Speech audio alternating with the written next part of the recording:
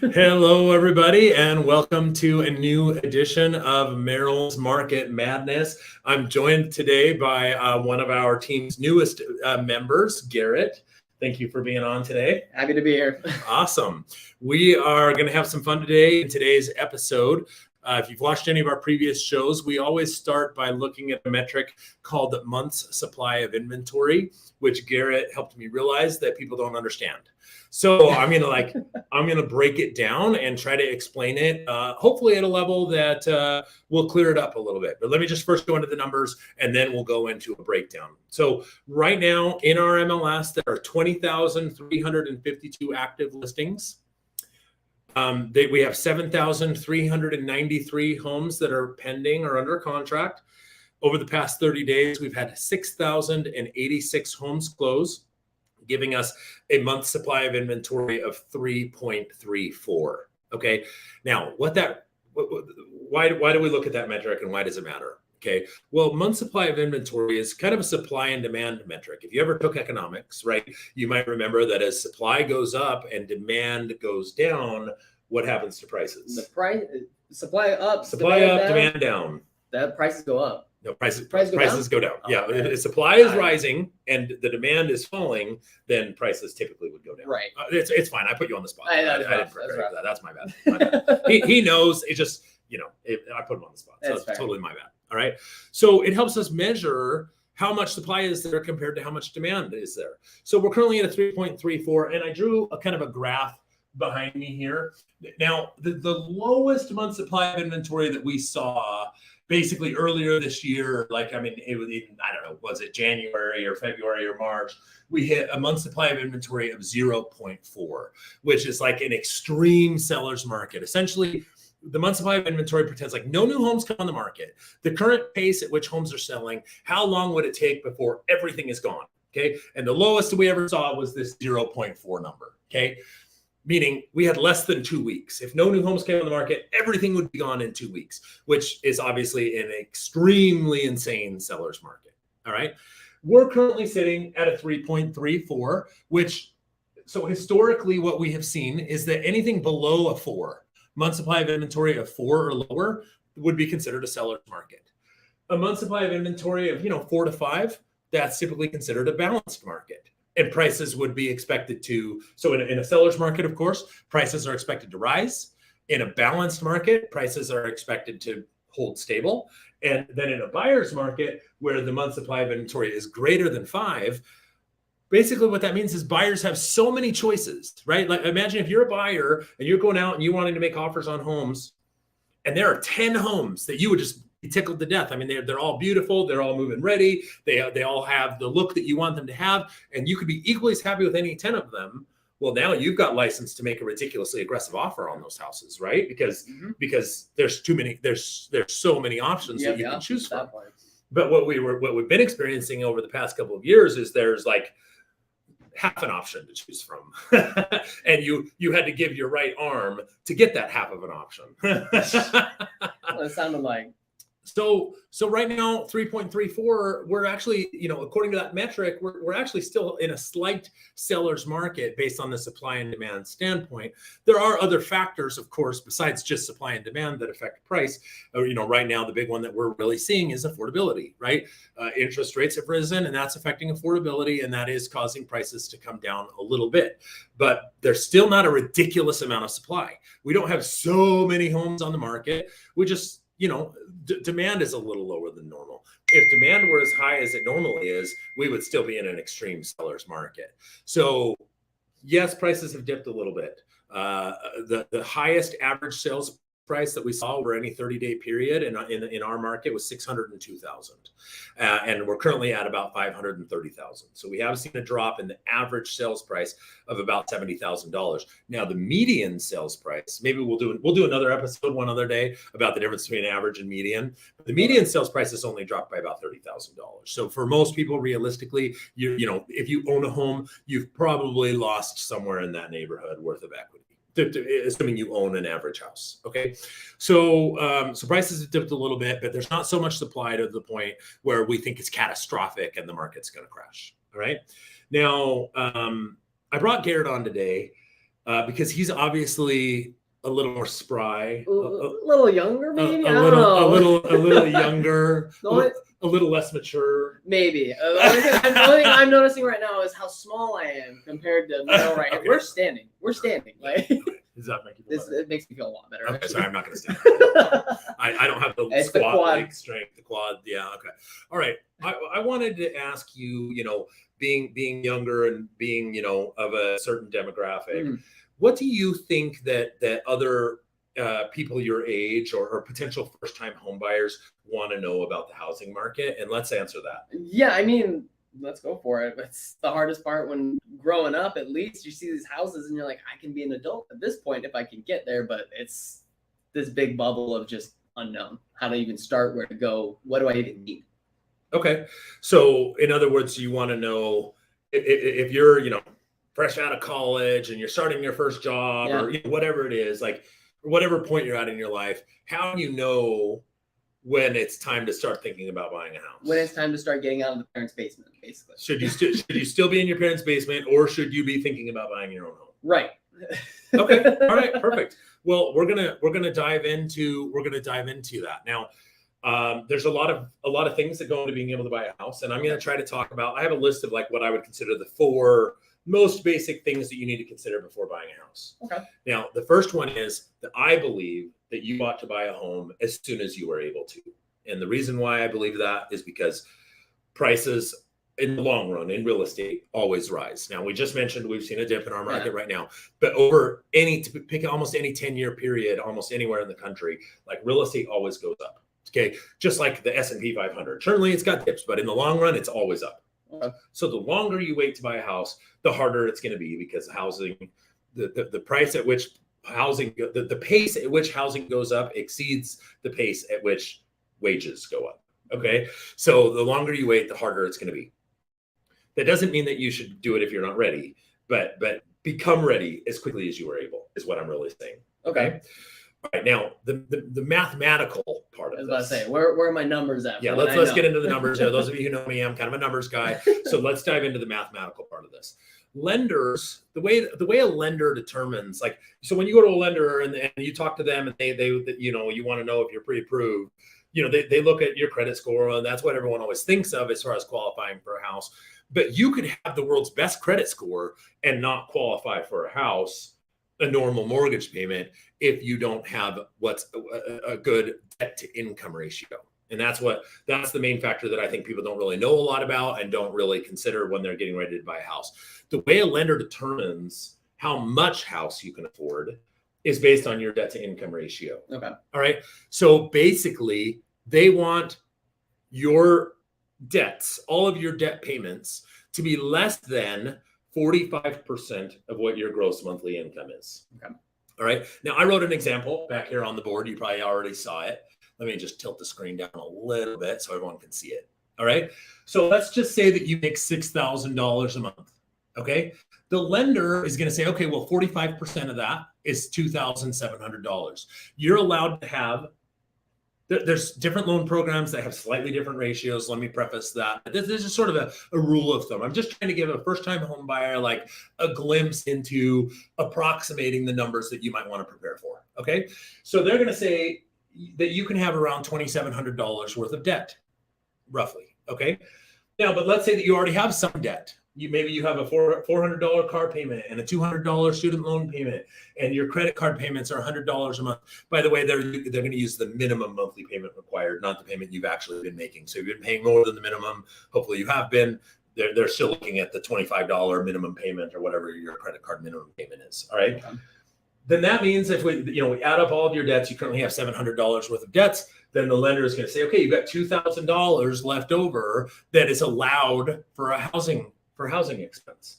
So in other words, the way I'm going to determine how much you can afford in terms of buying your first home is your house payment, including taxes and insurance and HOA and everything, needs to be below $2,000 a month. And the with interest rates being where they're at right now, that's going to be, roughly you need to have a loan amount below 300,000, maybe even 280. That would be your price range in that example of a scenario. Another kind of more simple way to think about it also is what's called your housing ratio. Should be around 25 to 30%. So if you take your gross monthly income, and this can be household, of course, if you're married or have a significant other, and your combined incomes are $10,000 a month, then obviously you might be able to afford more. But basically, your housing ratio should be somewhere in the neighborhood of 25 to 30% of what you make. So that's the first step, is like, how much can you afford? Look at those ratios. How much debts do you currently have? Can you afford it within your debt to income ratio to add a house payment? All right. Now, the next one is your credit score. Now, first of all, I want to preface this. If you like to check your credit score on websites like Credit Karma or, those types of sites, that isn't your official credit score that the lender is going to use. Okay. I don't really know like the back end workings of exactly how all that stuff is calculated, but essentially Credit Karma is predicting your credit score based on a guesstimate of your credit activities. But in almost every case that I've ever seen, people's Credit Karma score is higher than what the lenders, when they pull your credit, what your official FICO, through credit bureau credit score is. It's good to monitor the Credit Karma thing because it will help you see the trend. Is your credit score going up or is it going down? But don't put too much credence to the score that it's giving you. Okay. Now, you can technically buy a house with a pretty low credit score. There's lenders that will do loans with as low as 580. Even some really unique programs that'll go lower than that. But you're going to get rates across the coals. So if you can get your credit score to like a 680 or better, you're going to be able to get much better terms. Now, you were mentioning to me before we started that there are people who don't really even know how to get credit. I mean, yeah, when I was out doing my other jobs too, we had a bunch of younger guys on there and we'd host different like financial things, talk about it. But the resounding thing is after high school, not a lot of them have credit. They don't know how to start a credit card, and anything about it is just ambiguous to them. Okay, perfect. Well, I do want to preface this. Like, I'm not, like, I love Dave Ramsey. Okay. If you don't know who Dave Ramsey is, go YouTube that and watch some Dave Ramsey before you go out and get any credit. Okay. I don't love the sake of debt for going into debt. And most let's not put everyone in a bucket. There's a lot of people who use credit really irresponsibly, and it really hurts them. So please carefully consider whether you are prepared to start building credit. All right. But if you are, what credit bureaus like to see in terms of how to get a good credit score is they want to see that you have revolving accounts like credit cards where the balance can fluctuate. Honestly, credit cards are one of the best ways to build a good credit score, but there's some caveats. You can't max them out. Okay. If you get a credit card with $1,000 credit limit and you spend $1,000 on it, and then all you're doing is making the minimum monthly payment every month, that's going to be a red flag for the credit bureaus. What they would love to see is that you know how to use credit responsibly. So you go out and you get yourself a $1,000 credit card, and you always keep the balance below $500, and you make more than the minimum monthly payment every single month. And that is very challenging for some young people. Not all young people. Depends on the one. Okay. So please be careful. I don't love debt. I mean, debt sucks. You're paying somebody else a bunch of money and interest and all those types of things. But for the sake of building a good credit score, I do think it's worth it if you're ready and if you're able to be responsible. Now, if you're not really you want to build good credit, but you're not really sure the best way to go about it, our lenders, we can have you talk to a lender and they can run your credit through like a simulator where they basically say, okay, and they get exact. I mean, they're like, okay, we need you to pay the balance on this one down $200. We need you to open this additional account and keep it open for 6 months. And then we need to do X, Y, and Z. And if you do that, we predict your score is going to go up to a 680. They'll be able to give you an exact map of how to get to where you want to go. So if you're looking to improve your credit score, don't just be an ostrich and bury your head in the sand and hope it improves. Like, let's put together a plan on how to make it happen. And we've got resources that can do that for you. All right. And then the last factor. So we've got buy a house as soon as you can, really, as soon as you can responsibly afford it. Number 2, we talked about your debt to income ratio. Yep. Number 3, we talked about your credit score. Lastly, we kind of need to talk about the money piece of it. How much money do you need to be able to buy a house? Well, first of all, you need a down payment. Well, you might not need a down payment. Really? Well, there's a couple loan programs that can get you into a house for no money down. Okay. The first one is if you're a veteran. Obviously, you already know I don't need to talk about this. You should probably be able to get a VA loan with no money down. It's an excellent loan program. If you're not a veteran and you don't want to become a veteran, then another zero down loan program that might be an option for you is what's called a USDA home loan. A USDA home loan is designed for rural areas. When I hear USDA, I think of like the USDA beef and like, pastures and cows and, open fields. Okay. So you can't use a USDA loan in the city. You have to be out on the outskirts. Really, the closest place to the Phoenix metro area that you can use a USDA loan are places like Florence, Coolidge, and Arizona City. So you've got to be willing. But hey, if you work online or you don't have to go into the office every day, there you go. I think you should do it. Okay. So that's a zero down loan. Or there's also down payment assistance loan programs. But the down payment assistance loan programs rake you across the coals on the interest rate, just like having a low credit score. They're harder to qualify for, and you're paying for it. You know how they say nothing in life is free? You are going to end up paying for that down payment assistance. Or at least going across the coals. Yes. Now, if you can, you'd be much better off if you can't do USDA, you can't do VA. Instead of doing a down payment assistance program, you'd be much better off saving up between 3 and 3.5%, depending on which loan program you're going to do. But if you can put together 3.5%, so if you're buying a $300,000 house, around $10,000 worth of down payment money that you would want to have saved. Okay. Number 2 is closing costs. So when you buy a house, you've got your down payment, but you also have closing costs that you have to pay for. The lender gets paid, the title company gets paid, the appraiser gets paid, the home inspector gets paid. There's a lot of your homeowner's insurance policy has to be paid for a year in advance. Your escrow account has to have taxes. If I'm overwhelming you right now, don't worry. We'll sit down and break all this down for you. Now, if this is all sounding like, holy crap, I need $10,000 for a down payment and I need $6,000 to $8,000 for closing costs, I've got good news for you. Because the market has softened as much as it has, we can often, in almost every case really lately, as long as you're a little bit flexible on which house, we can get the seller to pay for your closing costs. So we can go to the seller with an offer and say, hey, we want you to give us $7,000 towards our closing costs. Now, there's many sellers who are willing to do that right now, but the seller's looking at their net. How much money am I going to net when I sell my house? So it's hard to get a seller to agree to give you $7,000 towards the closing costs and lowball them, give them an offer that's $20,000 low, because the seller's going to see that as an offer that's $27,000 low. So we got to negotiate it, but it can happen. So if you just have your down payment, we can get the closing costs covered.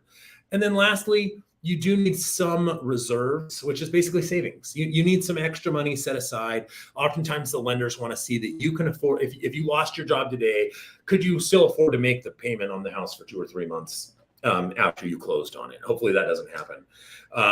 And also even if there's a lender who can do it without the reserves, I know there's lenders who will say we don't need any reserves. But what I really just said, should you buy a house if you have no reserves? Like buying the house wipes you out and you have 2 cents to your name after closing on the house and then the air conditioner breaks. Is that the position that we want to put you in? I want you to buy a house and I want you to buy a house responsibly. Mm-hmm. So have a couple months worth of reserves set aside for savings or for a rainy day. However, one point that I want to make about the reserves, it doesn't have to be full cash, does it? Correct. It doesn't need to be cash in your savings account. It could be money that you have in your 401k.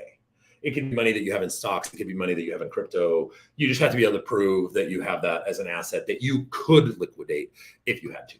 Oh, good. I was scared for my Dogecoin wallet. I'm just saying. That was good. Didn't want to liquidate that, but as long as I can say I have it, I'm good. I can get the. So do you feel like this is helpful? Do you feel like you have a better understanding at this point of what a first-time home buyer would need? It is a huge start. I mean, when it comes to home buying and all that, I mean, nobody really talks about it. Even in high school, nobody mentions it. And then when you get out there in the real world and then you realize, oh, this is actual stuff that matters. What do I do? How do I get the steps? And just finding places like this and information and learning, all of this is just the first step. It helps a lot. Okay, wonderful. Well, I'm glad that we were able to share this with everybody today. I hope you all found it helpful. If you have any questions, please feel free to comment on this post. We do our best to respond to all comments. DM us, email us, text us, tweet us, whatever, smoke signal. We would absolutely love working with first-time home buyers. We would love to be able to help you out. And thanks for tuning in. Y'all have a great day.